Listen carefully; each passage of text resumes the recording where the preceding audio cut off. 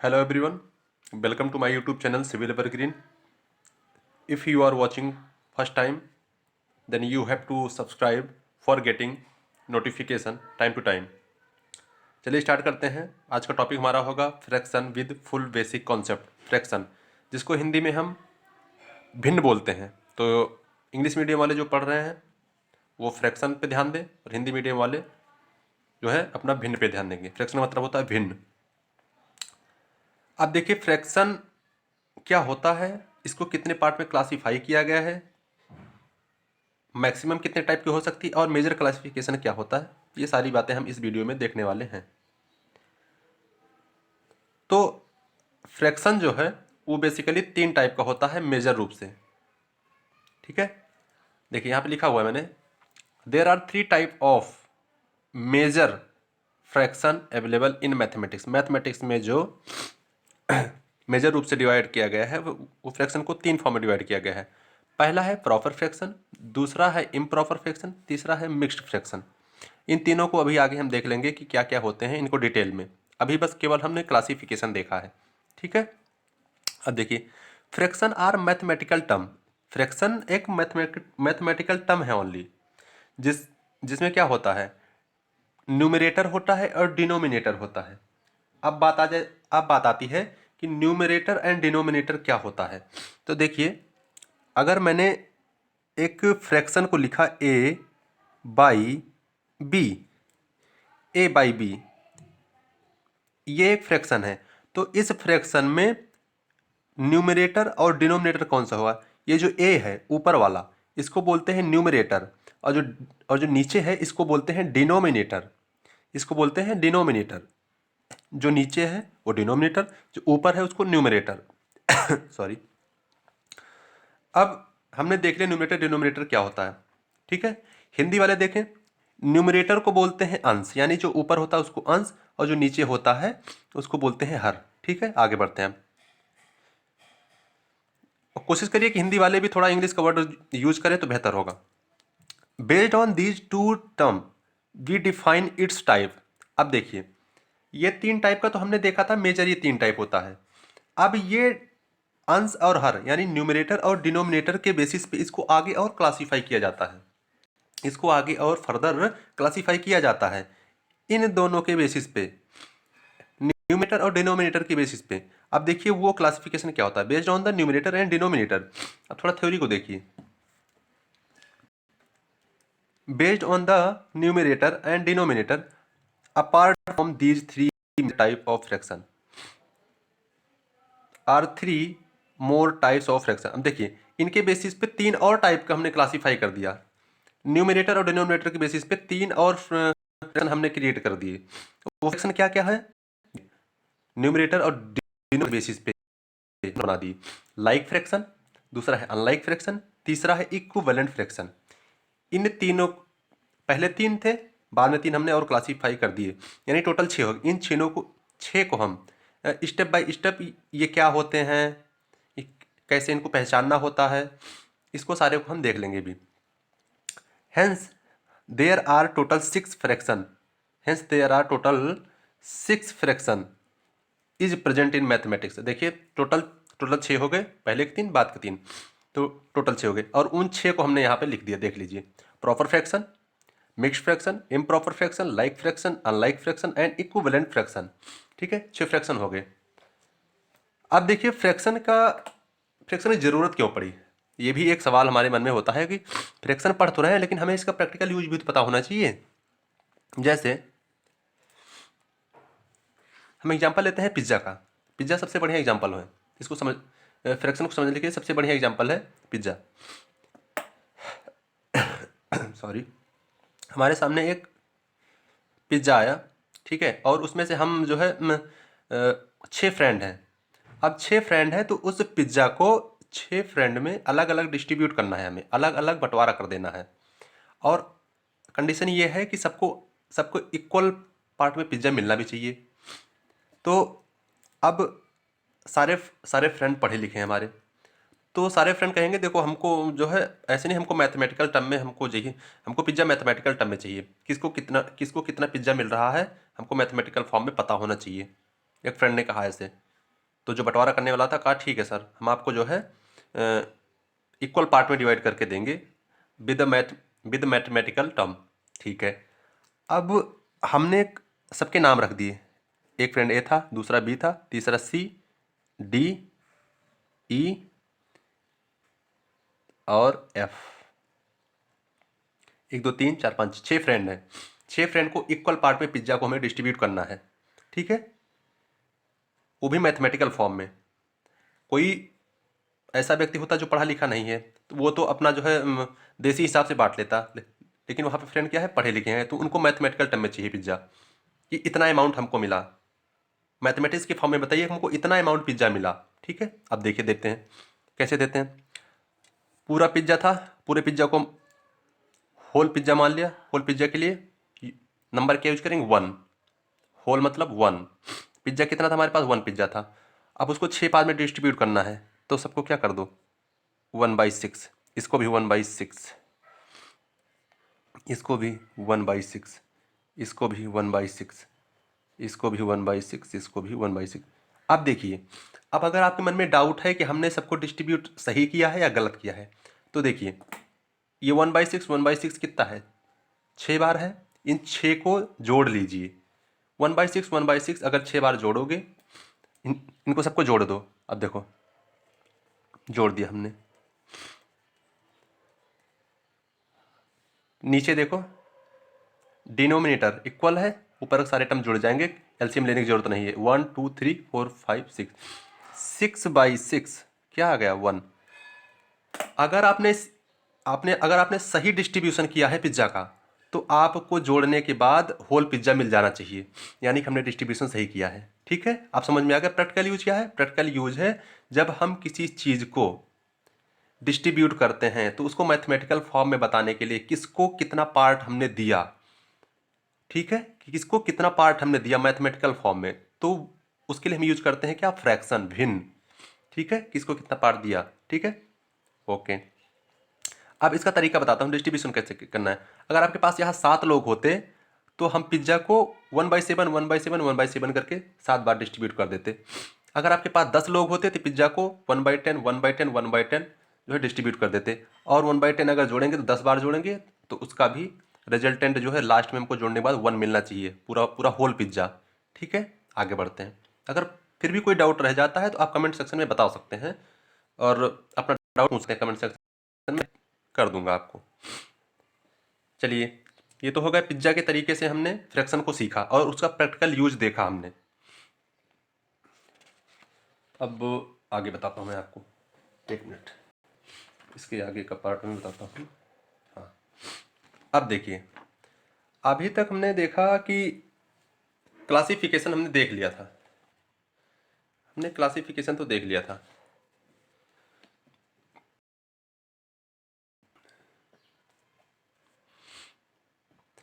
अब आती है बात की प्रॉपर फ्रैक्शन। प्रॉपर फ्रैक्शन, सबसे पहले था प्रॉपर फ्रैक्शन। प्रॉपर फ्रैक्शन क्या होता है, कैसे पहचाने प्रॉपर फ्रैक्शन। अगर हमें क्वेश्चन में दे दिया जाए बहुत सारी फ्रैक्शन दे दिया जाए, बहुत सारी भिन्न हमको दे दी जाए, तो हम पहचाने कैसे को वहाँ पे प्रॉपर फ्रैक्शन। प्रॉपर फ्रैक्शन क्या होता है, आप डिनोमिनेटर ये नीचे वाला नंबर, इसको देख लें। अगर डिनोमिनेटर सब ज़्यादा है, डिनोमिनेटर ज़्यादा है, तो उस वाली फ्रैक्शन को, उस वाली भिन्न को हम बोल देंगे कि ये प्रॉपर फ्रैक्शन है। ठीक है, नोट, प्रॉपर फ्रैक्शन के लिए एक नोट है, मतलब इंपॉर्टेंट पॉइंट है। After further solving this type of fraction it will give always less than 1 value. अच्छा देखिए, 2/3 को अगर सॉल्व करेंगे, ये प्रॉपर फ्रैक्शन, प्रॉपर फ्रैक्शन जब भी सॉल्व करोगे तो हमेशा इसकी वैल्यू लेस देन 1 आएगी। कैलकुलेटर से आप चेक कर लेना, या वैसे भी आप डिवाइड करके चेक कर लेना। 4/5 हमेशा 1 से कम ही वैल्यू आएगी। अगर नीचे का नंबर ज़्यादा है ऊपर वाले से, तो हमेशा वो क्या करेगा, वैल्यू आपको कम ही देगा। तो ये आप देख लो।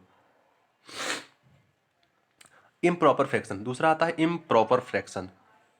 ठीक है, इम्प्रॉपर फ्रैक्शन, इम्प्रॉपर फ्रैक्शन क्या होता है, अगर न्यूमरेटर यानी ऊपर वाली वैल्यू ज़्यादा आ जाए, ऊपर वाली वैल्यू ज़्यादा आ जाए, तो वो होता है इम्प्रॉपर फ्रैक्शन।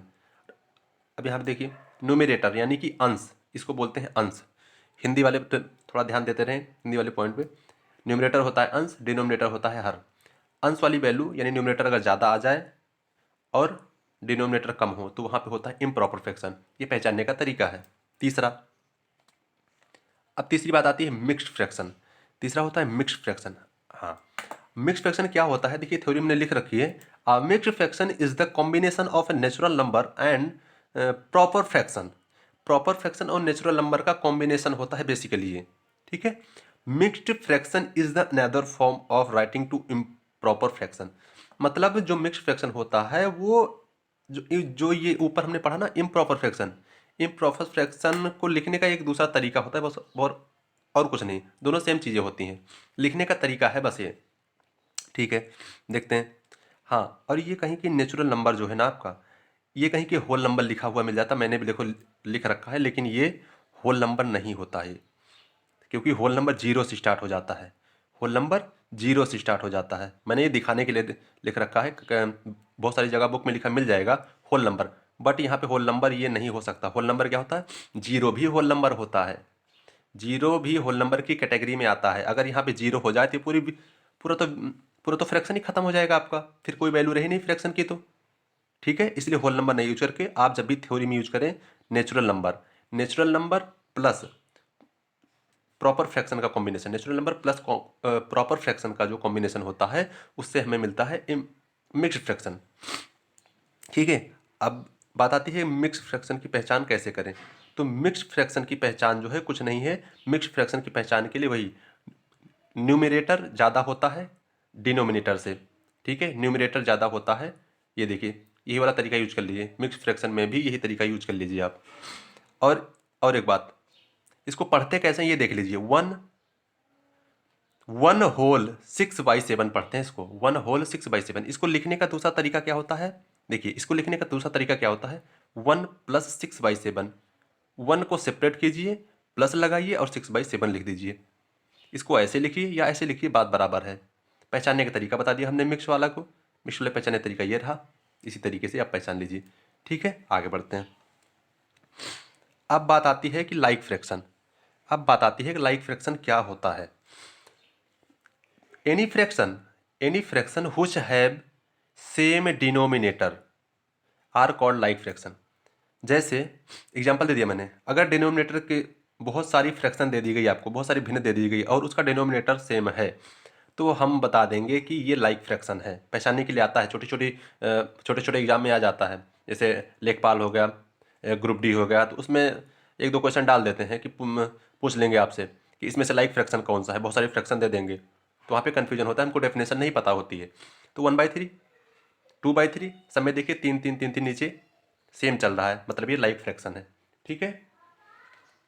लाइक फ्रैक्शन हो गया, 1 2 3 4, 4 फ्रैक्शन हो गए, अभी 2 और रह रहे हैं, टोटल 6 बताए थे हमने।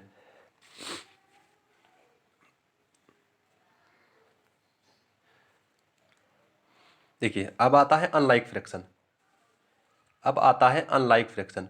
अनलाइक फ्रैक्शन क्या होता है, any fraction which have unlike which have different denominator are called unlike fraction. अगर ये नीचे डिनोमिनेटर यानी हर, देखिए यहाँ पे 3 4 5 8 समथिंग ऐसे ऐसे एंड सो ऑन, बहुत सारे हो सकते हैं, मैंने कुछ ही एग्जांपल लिए हैं। अब यहाँ पे डिनोमिनेटर डिफरेंट है, डिनोमिनेटर अगर डिफरेंट होगा तो वो अनलाइक फ्रैक्शन होगा, ठीक है। आगे बढ़ते हैं। अब आता है equivalent fraction. Equivalent fraction, equivalent fraction क्या होता है, if two or more fraction have same value simplification. देखिए अगर हमारे पास बहुत सारी फ्रैक्शन दे दी जाए, ठीक है, बहुत सारी फ्रैक्शन हमारे पास दे दी जाए, तो उन उस फ्रैक्शन को अगर सॉल्व करने के बाद सब सब फ्रैक्शन की वैल्यू सेम आ रही है, देखिए, तो उसको हम क्या बोलते हैं, इक्विवेलेंट फ्रैक्शन। अब एग्जांपल लेके मैं दिखा देता हूँ, 1/4, 4/16, 16/64। अब देखिए इसको सॉल्व कीजिए, 1/4 ही आएगा, इसको सॉल्व कीजिए, 16 4 जा, ये यहाँ से देखो कट जाएगा तो 1/4 ही आएगा, 1/4 1/4 1/4। बहुत सारी फ्रैक्शन आपको गिवन होंगी, उसको सॉल्व कीजिए और उसको जो है कंपेयर कीजिए, अगर सेम आ गई तो उसको बोल देंगे इक्विवेलेंट फ्रैक्शन। इक्विवेलेंट फ्रैक्शन जैसे 1/4 2/4, 2/4 जो है सॉल्व करने के बाद 1/2 ही आएगा। तो अक्सर लोग पूछते हैं 1/2 और 2/4 में से बड़ा कौन है छोटा कौन है, अक्सर जो है पूछा करते हैं लोग। तो उसमें आपको जवाब देना होगा दोनों क्या है, इक्विवेलेंट है, दोनों इक्विवेलेंट हैं। ठीक है, अब एक बढ़िया सा क्वेश्चन मैं देता हूं आपको, बहुत ही प्यारा क्वेश्चन। वो क्वेश्चन क्या है, फ्रैक्शन पहचानने का, ज़्यादा कुछ नहीं दूंगा मैं आपको। देखिए 4 ऑप्शन है, A B C D, 4 option है, इसमें से पहचानना है कौन सा फ्रैक्शन है।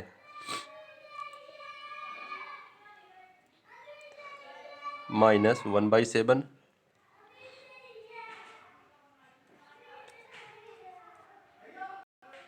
देखिए 2 ऑप्शन भी सही हो सकते हैं, 3 ऑप्शन भी सही हो सकते हैं, या सारे के सारे सही हो सकते हैं, कोई 1 ऑप्शन सही हो ऐसा कोई ज़रूरी नहीं है।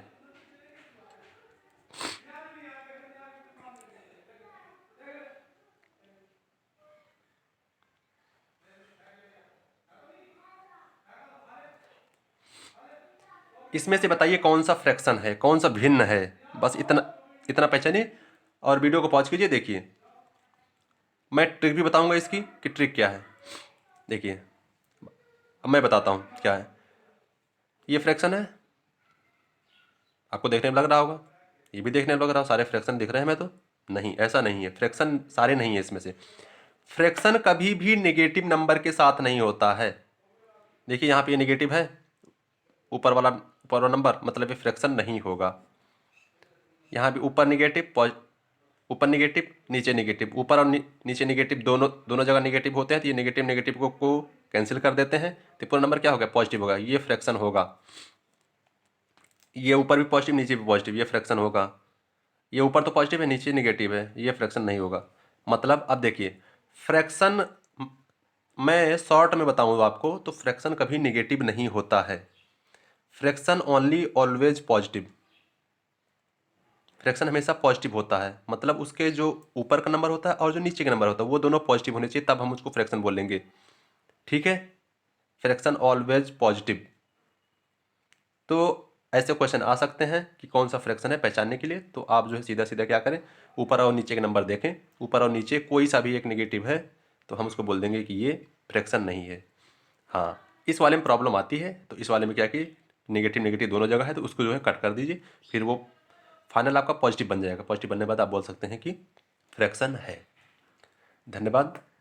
वीडियो को लाइक कर दीजिए और थोड़ा शेयर वगैरह भी कर दीजिए करिए, और चैनल को सब्सक्राइब कर दीजिए। आप नेक्स्ट टॉपिक क्या पढ़ना चाहते हैं वो आप कमेंट में बता सकते हैं, और जो भी डाउट है वो भी कमेंट में आप बता सकते हैं। Thank you all of you.